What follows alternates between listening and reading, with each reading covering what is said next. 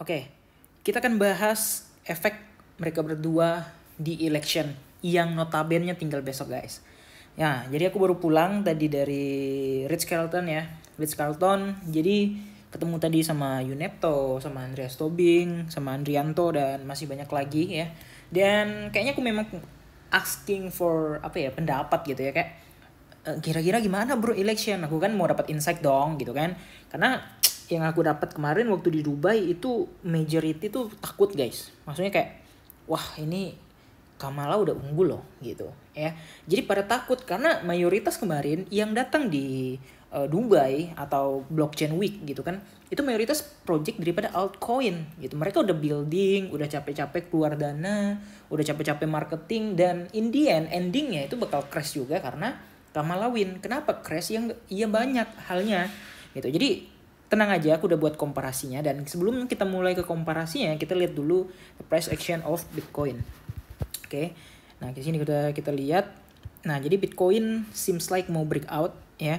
Nah, ini ada pattern baru guys yang baru aku lihat, yaitu adalah falling wedge gitu. Jadi ini nggak falling wedge banget sih, lebih tepatnya ke arah downtrend channel ya. Kalian tahu ya downtrend channel, bentar aku coba gambarin lagi ya. Kalian tahu lah pokoknya downtrend channel itu adalah channel yang terbentuk karena karena ya pergerakan daripada market itu mengarah kepada bawah dan looking for breakout kayak gitu. Bentar, ini kemana ya?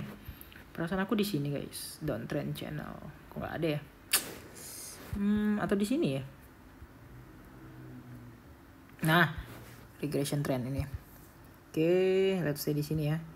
Nah, jadi dia downtrend channel ya, yang mana mengarah kepada endingnya itu adalah mencari breakout gitu. Nah, itu yang pertama. Kemudian yang kedua ya, kita di sini harusnya yakin dong. Ini harusnya ya, kalau kita secara market sehat dia bakal melanjutkan trennya. Harusnya nih, tanda kutip nih.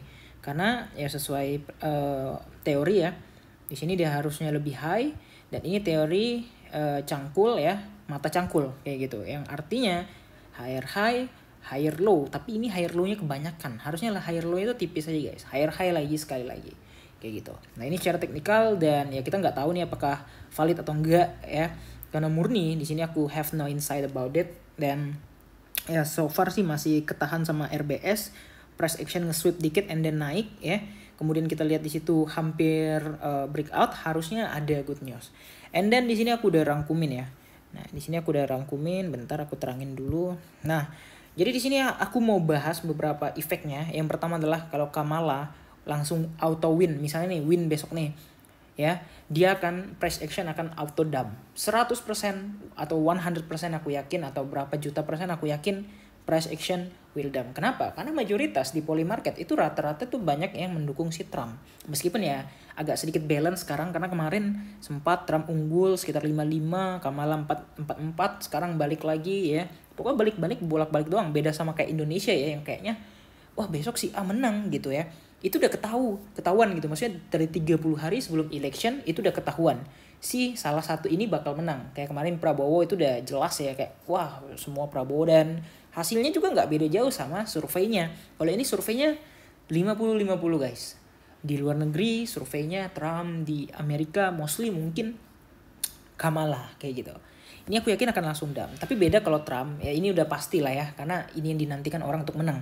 Kemudian yang ini terdekat itu OTW 60 sampai 58, karena damnya ini aku yakin ini nggak bakal main-main. Wah, di mana itu Bang ya? 60 di sini ya, 59 sampai 58. Karena mayoritas itu, nah kita gini deh. Nah, ya. Nah, kemungkinan ini sampai 58 ini. Ya, wah gila Bang, itu jauh banget. Ya gimana lagi ya, karena itu benar-benar ending sell gitu kan, kemungkinan akan turun sekitar 10 sampai 15%. Ini nggak langsung prek gitu ya, tetap akan bertahap, prek turun, prek turun gitu ya. Nah, kalau kita lihat dari siklusnya, kayaknya siklusnya akan berulang copi-copi kayak gitu, naik sepersekian, turun sepersekian, naik lagi sepersekian, turun sepersekian. Ini yang ditakutin, takutnya memang jadi sell news event kayak gitu. Kemudian lagi di sini ya, kalau PAM udah pasti terdekat, memang target di 75.000 secara Fibonacci. Fibonya yang gimana Bang? Ya udah aku gambar harusnya kemarin. Oke, ntar kita cek. Fibonacci, oke tarik sini dan 76. Ya 76. harusnya di sini. Ya, kenapa? Karena targetnya adalah new all time high. Kayak gitu. Ya, kalau di sini doang itu nggak all time high. Ya, jadi mostly mungkin 75 sampai 76 ribu ya, 75 angka psikologis kayak gitu. Next lagi, kalau Kamala menang, pertanyaannya apakah akan bull run? Tapi kalau Trump menang, aku udah yakin auto bull run sampai tahun depan. Mostly BTC akan outperform, ya, alt akan stuck dulu, seminggu atau 2 minggu ke depan BTC akan sideways, BTC sudah makan terjun dan alt season dimulai. Bukan alt season, lebih tepatnya recovery dulu dan alt season akan ngikut gitu. Kemudian Kamala win, itu kripto itu bakal regulasi seperti yang pidato-pidato dia, ya kan, yang ada yang mau di ban kripto, tapi nge-ban itu kalau nggak salah satu doang beritanya dan aku lupa cari ya, sorry ya, nanti kalian cari aja sendiri. Dan kalau Trump, dia akan meminimalisir regulasi dan relatif pro terhadap kripto, mungkin sebagai payment, sebagai ya lebih ke arah semua orang bebas berekspresi menggunakan kripto gitu ya. Dan kalau Kamala menang, ini akan fokus ke US lebih aturannya. Dan yang mana kalau US ini akan berdampak pada market global juga sebenarnya. Tapi kalau Trump ini fokus ke investor global, dia tahu nih di semua dunia itu nggak cuman Amerika maksudnya, mostly di seluruh dunia sekarang kayak Asia itu adopsi kriptonya udah masif banget.